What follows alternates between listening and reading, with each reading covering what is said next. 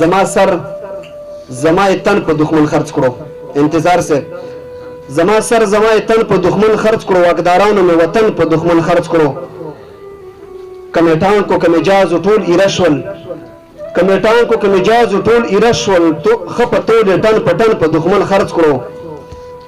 او شنه څېړۍ او شنه نختر مې یاره کېږي، شنه څېړۍ او شنه نختر مې یاره کېږي، دا نو کوم خوار کبرجن په دښمن خرڅ کړو.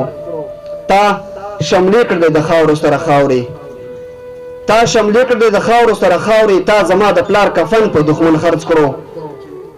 په غلامه خوله به څه مزه د شیر وي، په غلامه خوله به څه مزه د شیر وي، زما هنر زما د فن په دښمن خرڅ کړو.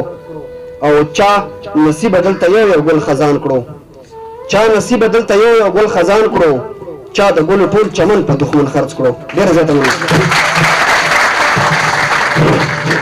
زما ولس ته چې سپکه کېږي، زما ولس ته چې سپکه کېږي، زما له داسې خلکو کرکه کېږي. په جنازه واده بمبار کړی دی، د قام کینه به ورته ځکه کېږي.